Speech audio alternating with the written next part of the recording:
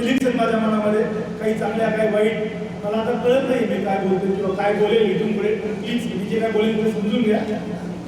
मी माझ्या भाषणाची सुरुवात लहानपणी जे मला शिकवलं होतं त्या पद्धतीनेच करतो.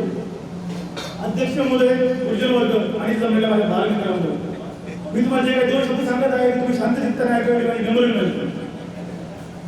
पुढे काय का अक्का हे मला त्यावेळेस पुढे काय का अक्का मला येत नसायचं. पहिली दुसरीपासून माझं हे गणित, त्यापासून मी कधी भाषण केलंही नाही.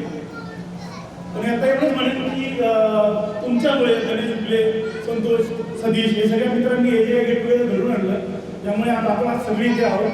माझे आई वडील जे आहे त्यांना एवढा चांगला मान मिळतोय, तुमच्या मिळतोय हे मला बघून खूप भारी वाटलं. आणि मला एक वाईट खंत पण वाटतंय की तुमच्यासारख्या मित्रांबरोबर जास्त आयुष्य इथे घालू नाही शकलो, मी शाळा तिथे जास्त जगू नाही शकलो. पण चला इथून पुढे आपण कॉन्टॅक्टमध्ये राहूया. आपण सगळे बरोबर राहून आयुष्याच्या वाट्यावर आपण सोबत सगळे एकत्र येणार आहोत. आता सांगेन एवढंच की मी आनंद आई शाळा सोडल्यानंतर काही दिवस मामाकडे शिकलो, त्यानंतर नवोदयानंतर मग पुण्यात वगैरे शिक्षण घेतलं. मी बरेच वर्ष अभिनयामध्ये काम केलं. अभिनय क्षेत्रामध्ये मी 5-6 वर्ष होतो. त्यानंतर मी ड्रॉइंगच्या स्वतः डिझाईन स्टुडिओ पण टाकला, तेही काम केलं. पण या सगळ्या गोष्टी करत असताना मला काही इन्शुरन्स वगैरे भांडवलीत काही मला प्रॉब्लेम झाले. जेव्हा मी स्वतःचा इन्शुरन्स काढला होता त्यावेळेस मला कळलं की यात बरेच काही खर्च गळगा आहे. त्यानंतर मी त्या गोष्टींचा अभ्यास केल्यानंतर कळलं की खरंच जसं संग्राम गोरे बोलले की आपल्या शाळेमध्ये शैक्षणिक साक्षरता कळते, आपण बाहेर गेल्यानंतर आपल्याला व्यवहारामध्ये व्यवहार साक्षर आपण स्वतः होतो, पण आपल्याला आर्थिक साक्षरता ही फार गरजेची आहे.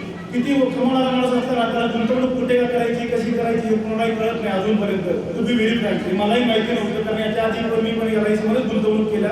पण आज 20 वर्षानंतर कळतं की आपला परतावा आपल्याला काहीच नाही आहे. सो मी आता आर्ट ऑफ वेल्थ नावाने एक माझी फर्म चालू केली आहे, ज्यामध्ये मी इन्व्हेस्टमेंट्स करतो. इन्शुरन्स आणि इन्व्हेस्टमेंट्स हा माझा सध्या सर्व्हिसचा फंड आहे, ज्यामध्ये मी mutual funds, bonds, equities, shares या सगळ्या गोष्टींमध्ये मी स्वतः इन्व्हेस्टमेंट्स करतो आणि माझ्या क्लायंट्सच्या पण इन्व्हेस्टमेंट्स करून घेतो. यामध्ये माझं असं म्हणणं आहे की याच्यामध्ये तुमच्याकडे खूपच पैसा पाहिजे अशी गरज नाही आहे. आपण हे ठराविक 500 रुपयापासून सुद्धा गुंतवणूक तुम्ही करू शकता आणि करायला पाहिजे. ते प्रत्येकाने करा आणि आर्थिक साक्षर व्हा. एवढं. चेतन चव्हाण. माझं नाव चेतन वसंत चव्हाण. मी राहायला इथं वाडीवरच राहतो आणि मिसेस या शाळेमध्येच काम करते. मी सुपरवायझरचं काम करतो. धन्यवाद.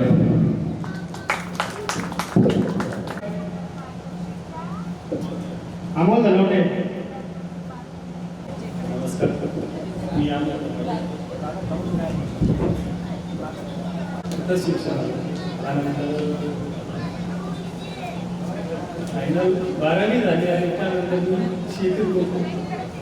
आजपर्यंत शेतीच करतो.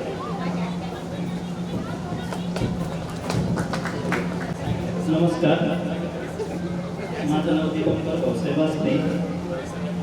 इयत्ता 7वी शिक्षण इथंच झालं, त्यानंतर मी शेतीच करतो. धन्यवाद. झाला आहे. सर्वप्रथम मी शेळके मॅडमचं आभार मानतो आहे.